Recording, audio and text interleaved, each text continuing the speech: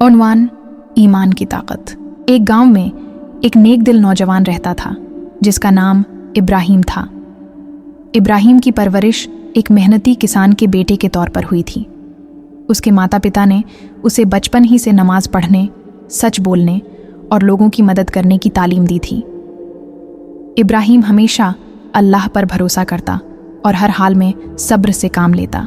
एक साल गांव में शदीद अकाल पड़ गया।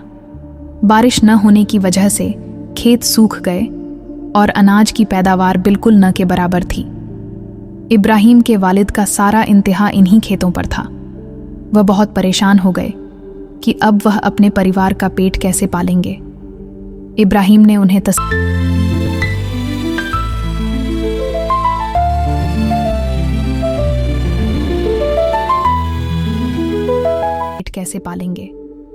इब्राहिम ने उन्हें तसल्ली दी और कहा, अब्बा जान, अल्लाह हमारे साथ है, इंशाअल्लाह हमें कोई ना कोई रास्ता ज़रूर मिलेगा। वालिद ने इब्राहिम की बात सुनकर दिल में कुछ तसल्ली तो पाई, मगर फिक्र फिर भी बाकी रही।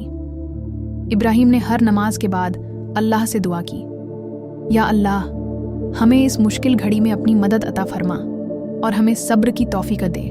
कुछ दिन बाद इब्राहिम ने गांव के करीब एक कुआं खोदने का इरादा किया ताकि पानी निकाला जा सके और खेतों को सींचा जा सके। गांव के लोग इब्राहिम की कोशिशों को देखकर पहले तो हंसने लगे और कहा, इतनी खुश्क जमीन में कुआं खोदकर क्या करोगे इब्राहिम? मगर इब्राहिम ने हिम्मत नहीं हारी। उसकी मेहनत, खुलूस और अल्लाह पर यकीन को देखकर धीरे धीरे कुछ लोग उसकी मदद को आ गए। सबने मिलकर एक गहरा कुआं खोदना शुरू किया। चंद ही दिनों में अल्लाह के फजल से उस कुएं से मीठा पानी निकल आया। इब्राहिम ने उस पानी से खेतों को सींचा।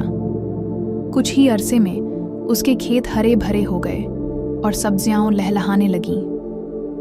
इब्राहिम की मेहनत और ईमान की बदौलत गांव के दूसरे लोगों ने भी हिम्मत पकड़ी और इब्राहिम के तरीके पर अमल करके अपने खेतों को पानी देना शुरू किया।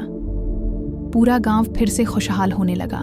जब गांव वालों ने यह सब कुछ अपनी आंखों से देखा तो वे इब्राहिम की तारीफ करने लगे और उसे दुआएं देने लगे। मगर इब्राहिम ने आजिज़ी से कहा, यह सब अल्लाह की रहमत है।